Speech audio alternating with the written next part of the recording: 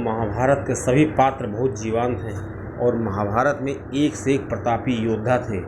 किसी का आकलन करना बहुत ही कठिन कार्य है, लेकिन दोस्तों फिर भी मैं आज इस वीडियो में महाभारत के 5 प्रमुख धनुर्धरों के बारे में बताता हूँ जो अपार शक्ति रखते थे।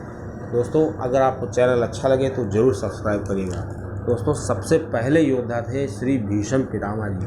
दोस्तों ऐसा कहा जाता है श्री भीष्म पितामह जो है सन्यासी थे। उन्होंने बाल ब्रह्मचारी, उन्हें कभी भी जो है ब्रह्मचर्य रहने का प्रण किया था। और दोस्तों उनकी प्रतिज्ञा बहुत ही जटिल थी। वो जो एक बार कह देते थे दोस्तों वो पूरा करते थे। दोस्तों वो बहुत ही बलशाली थे और दोस्तों उनके पास बहुत से दिव्यास्त्र थे और उन्होंने परशुराम जी से कई दिव्यास्त्र प्राप्त किए। और दोस्तों कई दिव्यास्त्रों का वर्णन महाभारत में मिलता है। और दोस्तों उनके अंदर इतनी क्षमता थी कि बताते हैं कि धनुष की टंकार से खाली वो जब टंकार करते थे तो सेनाएं धाराशायी हो जाती थी। दोस्तों वो जब मैदान में आते थे तो अपोजिट तरफ की जो सेना होती थी उसमें दहशत मच जाता था। और दोस्तों बहुत ज़्यादा हिम्मती थे।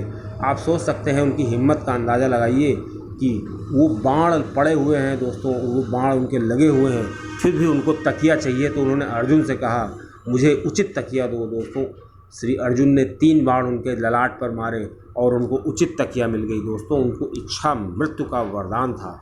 और दोस्तों उनकी प्रतिज्ञा थी कि हस्तिनापुर की गद्दी पर जो बैठेगा मैं उसी का साथ दूंगा।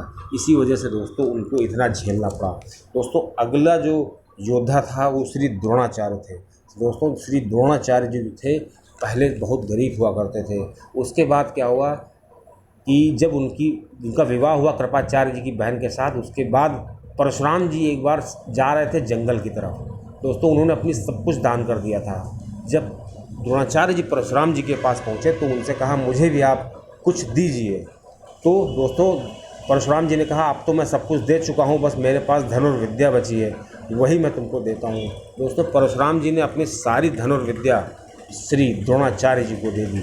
दोस्तों और बस उनकी मुलाकात जो है एक बार खेल खेल में पांडवों के पुत्रों से हो गई।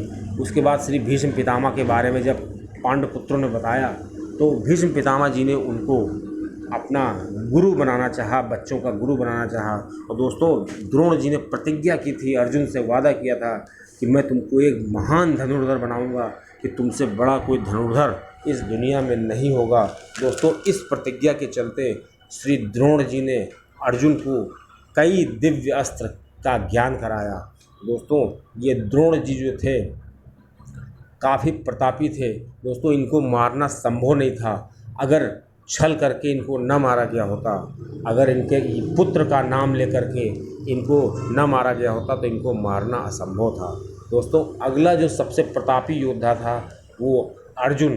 दोस्तों अर्जुन के प्रताप का, अर्जुन के बल का आप अंदाज़ा इसी से लगा सकते हैं कि दोस्तों जब अर्जुन तीर चलाते थे, युद्ध करते थे, दोस्तों संग्राम जो क्षेत्र होता, रण क्षेत्र होता था, वहाँ पे दहशत मच जाती थी। और दोस्तों जो देवता थे वो भी स्वर्ग से देखते थे कि अर्जुन का जो धनुर्विद्या है। दोस्तों अर्जुन को कई तरह के अस्त्रों का ज्ञान था, पशुपात अस्त्र और ब्रह्मास्त्र से लेकर कई तरह के अस्त्र का ज्ञान था। दोस्तों ये स्वर्ग में जाकर के इंद्र से वहाँ पे इन्होंने कई अस्त्रों का ज्ञान प्राप्त किया था। और दोस्तों दूसरी तरफ श्री कृष्ण जी इनके साथ थे। दोस्तों श्री कृष्ण जी ने अर्जुन को 7 बार महाभारत में बचाया। दोस्तों दूसरा अगला जो सबसे प्रतापी योद्धा था कर्ण। दोस्तों कहा जाता है कर्ण इतना प्रतापी और इतना महान योद्धा था कि उसके धनुर्विद्या थी उसके मुकाबले कोई ना हुआ है ना कोई होगा।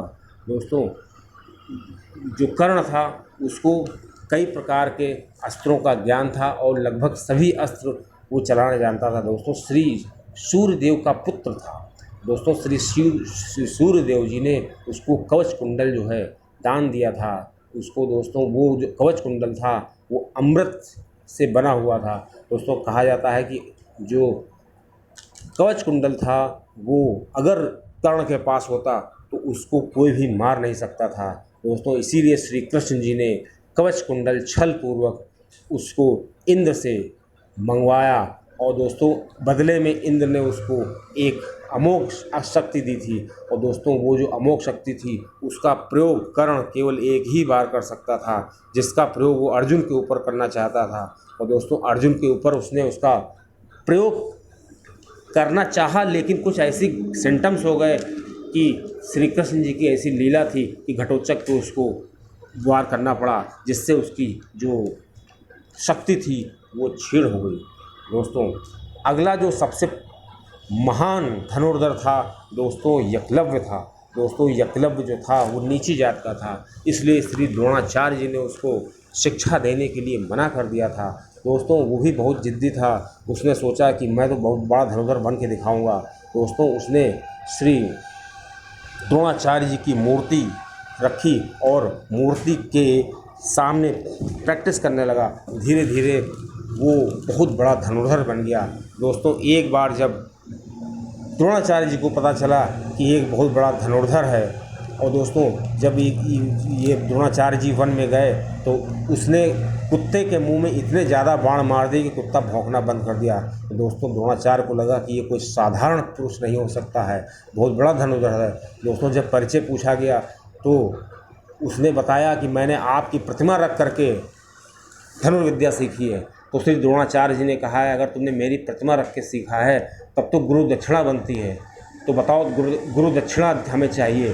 तो बहुत खुश हो गया वो, उसने कहा ठीक है बताइए आपको क्या चाहिए। दोस्तों द्रोणाचार्य जी ने उससे अंगूठा मांग लिया, क्योंकि उसने अर्जुन से प्रतिज्ञा की थी कि तुमसे बड़ा कोई धनुर्धर नहीं हो सकता। और दोस्तों अगर एकलव्य का अंगूठा होता शायद उससे बड़ा धनुर्धर कोई ना होता दोस्तों। और उस आखिरी जो सबसे महान धनुर्धर था वो था बर्बरीक दोस्तों। जो बर्बरीक था वो श्री कृष्ण जी का, जो श्री कृष्ण जी के सानिध्य में रह करके उसने अपना सर श्री कृष्ण जी को दान दे दिया था। और दोस्तों वो भीम का जो है पोता था। और दोस्तों उसने प्रतिज्ञा ली थी पीपल के पेड़ के नीचे खड़े होकर के कि कौरव पांडवों में जो पक्ष हार रहा होगा मैं उसका साथ दूंगा। दोस्तों श्री कृष्ण जी को जब प्रतिज्ञा सुनी उन्होंने, तो उन्होंने सोचा कि अगर पांडव हार रहे होंगे तो वो कौरवों की तरफ से जीत लड़ेगा, और अगर कौरव हार रहे होंगे तो वो कौरवों की तरफ से लड़ेगा। तो दोस्तों श्री कृष्ण जी ने सोचा कि इसका खेल ख़त्म करो। तुरंत श्री कृष्ण जी ने उससे उसका सर दान मांग लिया दोस्तों। उसने अपना सर जो है सहर्ष उसको दान दे दिया, श्री कृष्ण जी को दान दे दिया दोस्तों।